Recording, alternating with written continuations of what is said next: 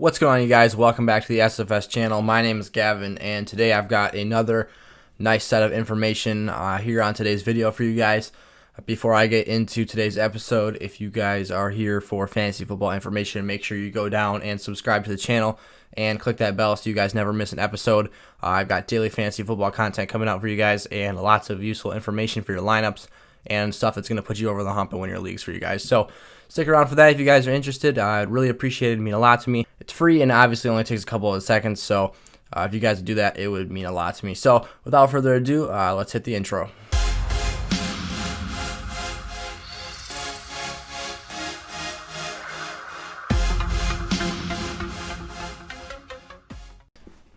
All right, so today I've got a lot of information. I'm going to be talking to you guys about my start and sit players of the week.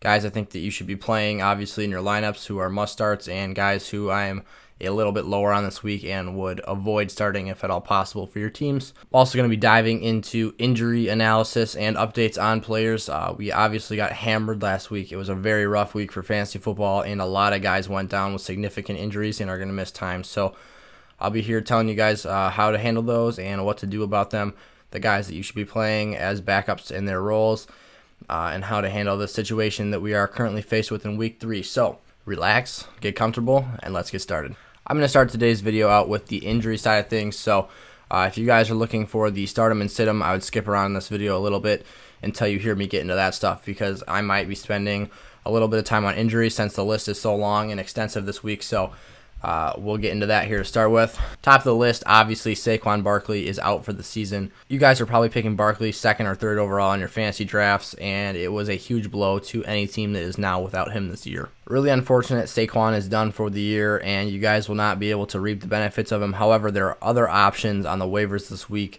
I'm sure you already handcuffed Wayne Gallman if you have Saquon on your fantasy team. However, if you did not, that's completely okay, because they just brought in Devonta Freeman, who is certainly on your waiver wire due to the fact that he's not even on a team right now.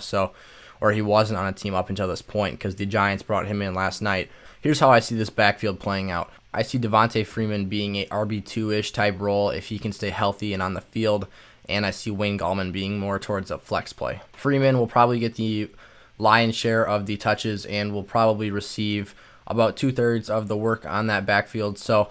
As well as the goal line work. So I would expect Devonta Freeman to be a safe 10 to 12 point per week fantasy player in half PPR scoring. So I think that he's a guy who has certainly some value for your lineups. Obviously, he's not going to be the same caliber of a player as Saquon Barkley was, but he'll at least replace some of that value that you're missing out on there. And then I see Wayne Gallman doing a little bit of pass catching work, getting in there situationally and doing a little bit as well. So if you're in a bit of a deeper league, Wayne Gallman could certainly be started in your flex, but I would fade more towards the side of going towards Devonta Freeman. Second big update, Christian McCaffrey is out for 4 to 6 weeks with that ankle injury that he left with on Sunday against Tampa Bay. Hopefully you guys were able to get Mike Davis off the waiver wire. Obviously he's not even going to be close to what Christian McCaffrey was, but he'll give you that RB2-ish type value. He'll get passes. He's a very good scat back. He's good at catching the football, and he should return some value there. So hopefully you guys got him on your teams. Raheem Mostert is not ruled out yet at this point in the week, but he is listed as doubtful for the game against the New York Giants. Mostert, if you're looking for a replacement for him, look no farther than Jerick McKinnon. McKinnon had a really explosive run for 55 yards on 3rd and 31, and he should be splitting time with Tevin Coleman in that backfield and will put up decent numbers this week. Davante Adams also left the Packers game on Sunday in the early third quarter with a hamstring injury. I'm a little bit concerned. They say that it's not a big threat to his playing time. However, I'm afraid that he's going to be out there on Sunday Night Football as a decoy. Hamstring injuries can really derail your performance and hinder your production on the field. So I would not be shocked to see him suit up this week, but I would be shocked to see a big performance out of Adams on Sunday Night Football. Drew Lock obviously is out, and he will be missing some significant time with that shoulder. Significant not in the sense that it's going to be season ending, but they did just bring in Blake Bortles. Jeff Driscoll was playing on Sunday afternoon, so Driscoll didn't do too bad. Cortland Sutton on that team as well is out for the season. He tore up his knee pretty bad. So Jerry Jeudy's stock just went through the roof in fantasy. Jerry Jeudy looked very good this season so far. He ended up getting injured against Pittsburgh. However, he was looking very good. He was getting open all over the field, and hopefully he will be able to produce as the true one on that team now.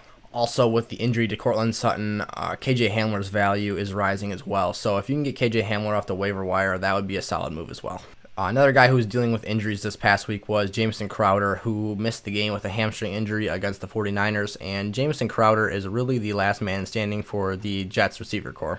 Rashad Perryman is banged up, as well as Denzel Mims is on the injured reserve. So Sam Darnold's running out of targets to throw to. Le'Veon Bell's on the IR as well. So it's really Frank Gore, Chris Herndon, and Jamison Crowder at this point. And honestly, Sam Darnold's going to be struggling. He's going to be under a lot of duress because those are not great options to go to. I really like Jamison Crowder as a fantasy option, and he's a really nice slot receiver, but the Jets' offense is going to be quite miserable until they get some weapons back and can get into a rhythm because Sam Darnold really has nothing to work with right now, and Adam Gase isn't doing him any favors as well. So a little bit of a concern with New York's offense, but make the best of it if you can by starting Jamison Crowder if he returns healthy and on the field this week. Some other notable names: A.J. Brown needs to get back on the field because his targets are slowly slipping away to Corey Davis, who is emerging on that offense.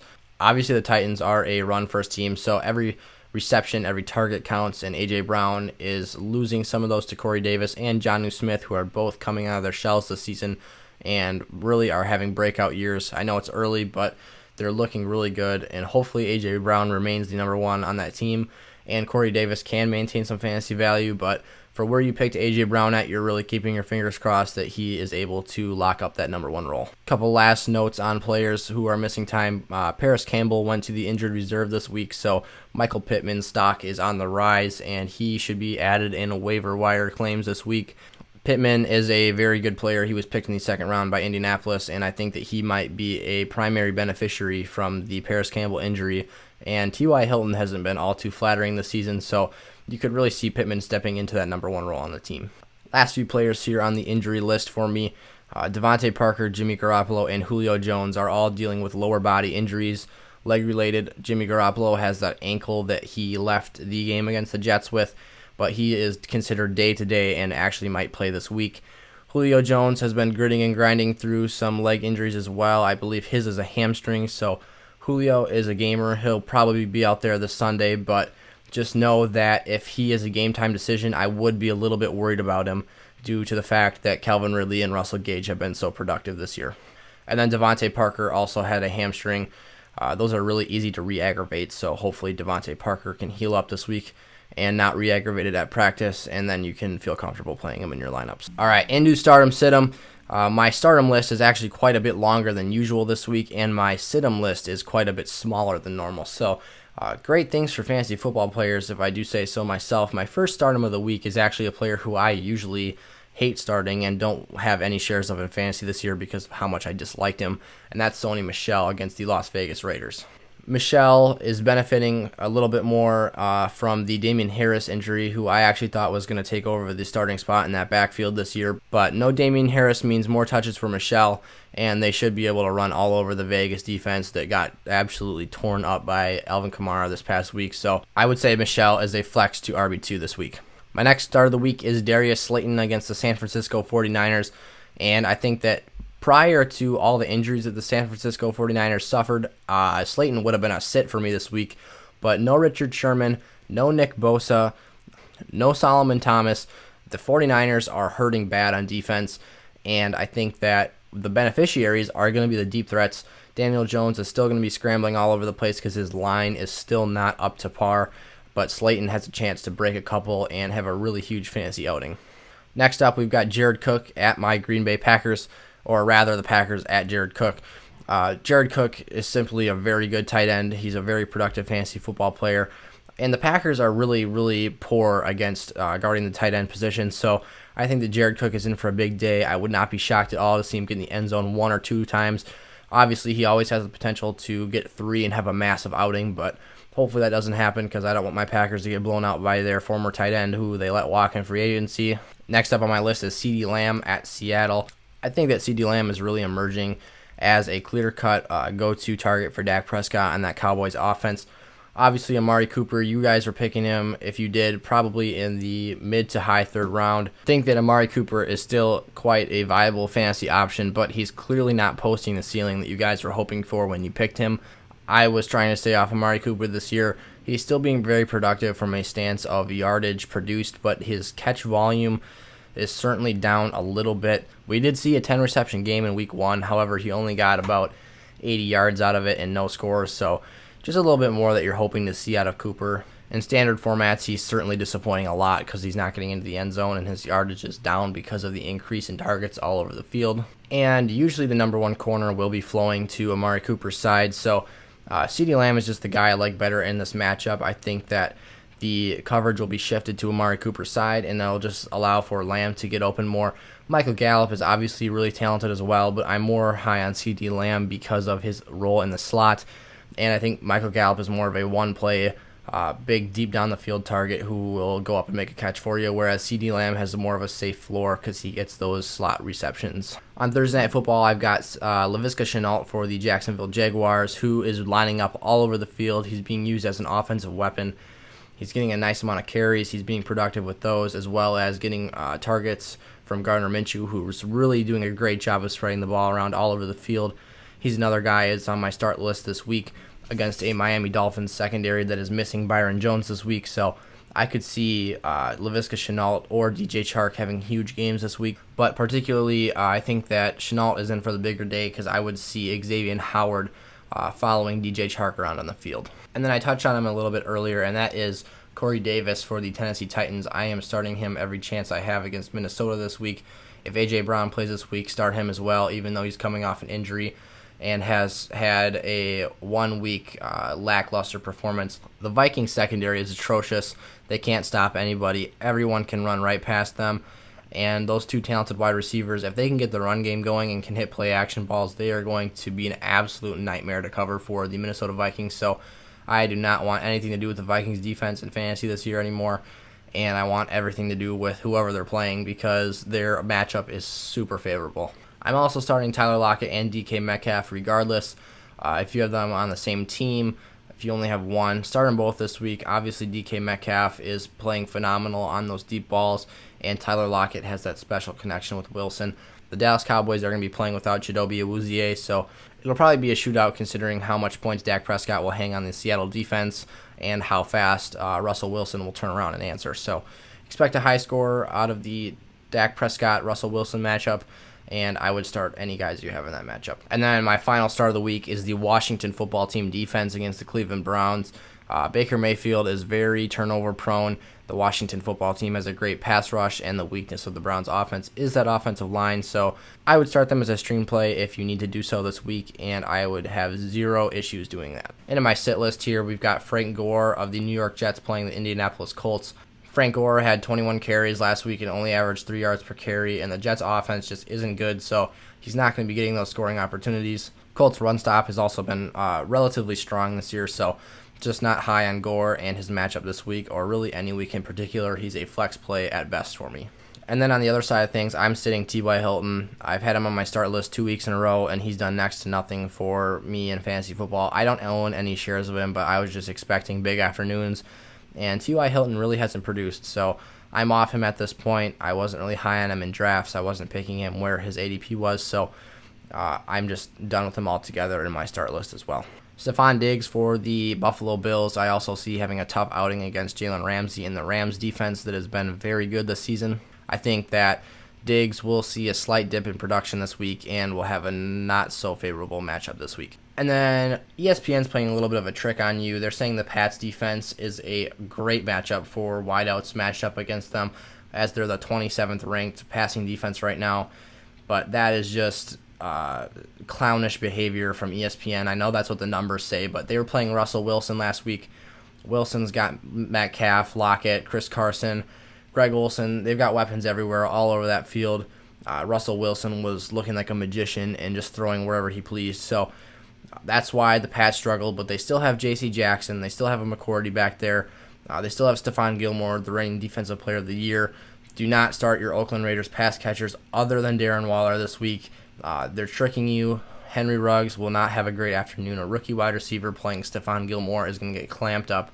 Bryan Edwards is not going to have a good day. Nelson Aguilar is irrelevant. Don't start anyone but Josh Jacobs and Darren Waller this week for the Raiders offense. Next up, David Johnson for the Houston Texans. Do not start him against the Pittsburgh Steelers if you can help it. The Steelers absolutely shut down Saquon Barkley. They were very good against the Broncos last week as well. Melvin Gordon had a decent outing, but overall, the Pittsburgh Steelers defense is dominant against the run, and you do not want to risk it, especially because the Texans look dysfunctional right now. You don't want anything to do with their offense. I've got Deshaun Watson in a few leagues, and it's a fantasy nightmare. He's not producing for me. He's looking really shaky because that offense is just bad.